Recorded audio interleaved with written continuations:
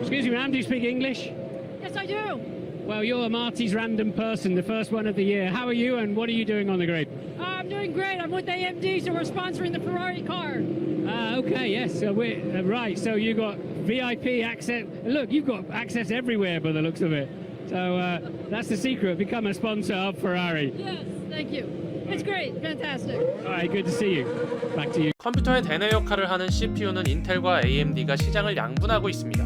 사망 직전까지 갔던 AMD를 살린 구세주이자 인텔의 독점 체제를 깨버린 리사수. 그녀는 누구일까요? 일반적인 CEO와 다르게 모든 미국 언론들은 리사수를 박사라고 부릅니다. 그녀에 대한 존경의 표현이죠. 경영자가 IT 기업을 경영해서 명예박사학위를 취득한 게 아니라 대학에서 반도체 공학을 전공하고 연구를 통해서 받았기 때문입니다. 리사수는 1969년 대만에서 태어나 2살 때 부모님과 같이 미국으로 이민을 갑니다. 리사수는 어렸을 때부터 엔지니어링에 관심이 많았습니다. 동생의 원격 자동차를 조립하고 분해하면서 관심을 키워나갔죠. 1986년 리사수는 미국에서 손에 꼽히는 공대 MIT에 입학합니다. 전공은 여자가 거의 없던 전자공학이었죠. 거기서 학사를 졸업하고 심도 있는 공부를 위해 석사와 박사 과정을 밟게 됩니다. 박사학위를 받은 후 리사수는 학계에 남을지 산업계로 진출할지 고민하게 됩니다. 리사수는 이론보다는 실제를, 연구보다는 제작을 선호했습니다. 졸업 후 TI라는 회사에 입사해서 잠깐 일했습니다. 여기서 TI는 현재 인텔과 삼성 다음으로 세계에서 세 번째로 큰 반도체 제조기업입니다. 여기서 잠깐 일하다가 1995년 IBM 반도체 연구개발부서에 합류합니다. 합류 후 2007년까지 12년간 40개 이상의 반도체 논문을 발표했습니다. 원래 업계 표준이던 알루미늄 반도체 금속 배선을 구리 배선으로 교체해서 데이터 처리 속도를 20% 가까이 향상시키기도 했습니다. 지금은 구리가 표준이 됐죠. 리사수는 IBM 연구개발부서에 있으면서 게임 업계에 발을 들입니다. 플스2를 만든 회사 소니 컴퓨터 엔터테인먼트와 협력해 비디오 게임기와 자전기기에 들어갈 프로세서 개발을 지휘하죠. 그래서 플레이스테이션 3와 엑스박스 360에는 리사수의 지휘하에 만들어진 기술이 들어가 있습니다. 이렇게 IBM 생활을 마치고 2007년부터 2011년까지 프리스케일이라는 회사에서 반도체 개발을 맡게 됩니다. 2011년까지 근무를 마친 후 IBM 시절의 멘토였던 도노프리오를 따라서 위기를 맡고 있던 AMD의 부사장으로 합류하게 됩니다. 그 당시 AMD의 상황은 어땠을까요? 조금 과장해서 망하기 직전의 상황이었습니다.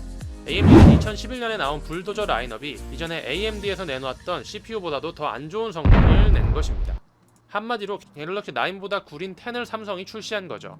2007년 인텔 77.1%, AMD 22.7%였던 시장 점유율은 2011년 이후 계속해서 추락합니다. 한 주당 20달러였던 AMD 주가는 2달러로 10분의 1이 됐죠.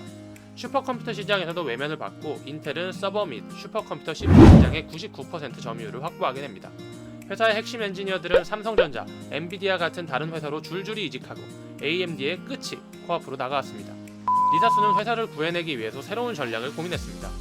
기존의 AMD는 PC용 CPU와 GPU를 설계 생산해서 PC에 의존하는 기업이었습니다.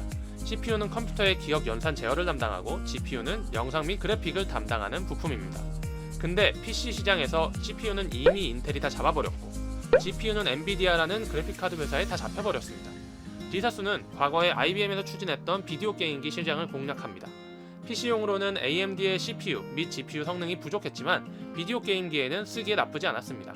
그래서 플레이스테이션과 엑스박스에 CPU와 GPU를 공급하고 두 개를 하나로 합친 APU까지 공급하겠다라는 것이었죠.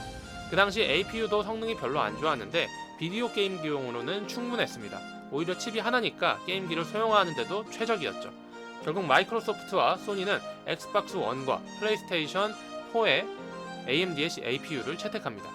두 게임기는 소위 대박이 났고 AMD는 2013년 10월 적자에서 흑자로 전환하는데 성공합니다. PC 시장에서 빠른 상황 판단을 통한 전략 변경이 성공한 것이었습니다. 흑자로 벗어난 뒤에 그녀는 직원들에게 단 하나의 지시를 내립니다. 훌륭한 제품을 만들어라. PC와 모바일, 서버, 슈퍼컴퓨터, 인공지능 등 모든 분야에 쓸 수 있는 공통 CPU 구조를 만드는데 모든 연구개발 비용을 투입하고 나머지는 과감하게 정리했습니다. 이 구조는 젠이라고 명명되었는데요. 최종 개발 끝에 양산을 코앞에 뒀는데 치명적인 오류가 발생했습니다. 일반적으로 이런 상황에서는 출시를 연기하는데요. 하지만 소비자와의 약속인 출시를 어길 수 없다는 생각에 결국 해결책을 찾아내고 2017년 2월 젠 아키텍처 기반의 CPU 라이젠이 공개됩니다. 라이젠은 인텔보다는 조금 떨어지는 성능이지만 가격은 절반에 가까운 CPU였습니다. 사람들은 환호했고 라이젠 출시 이전 18.1%이던 AMD의 CPU 시장 점유율은 2017년 2분기 31%까지 오르게 됩니다. 라이젠의 성공으로 한 주당 $2였던 주가는 $12로 6배나 치솟게 됩니다. 그리고 지난 5월 27일 리사스는 3세대 라이젠 시리즈를 발표합니다. 이번에는 공정과 성능, 가격에서 모두 앞섰다고 발표했습니다. 리사스는 AMD CPU 중 최상위 버전인 젠 9 3900X가 인텔의 i9 9920X에 비해서 성능이 16%나 우수하다고 발표했습니다. 근데 가격이 충격적이었습니다. 인텔은 약 140만 원인데 AMD는 이를 60만 원에 내놓겠다고 한 것입니다. 전 세계는 이에 열광했고 우리나라에서는 리사스를 빕사스라고 부르기 시작했습니다. 인종과 성별, 이민자라는 모든 편견의 타이틀을 부숴버리고 세계 최초의 실리콘밸리 반도체 기업 여성 CEO가 된 리사스. 진정한 걸스 캔 두 애니띵이 아닐까요? 재밌게 보셨다면 구독!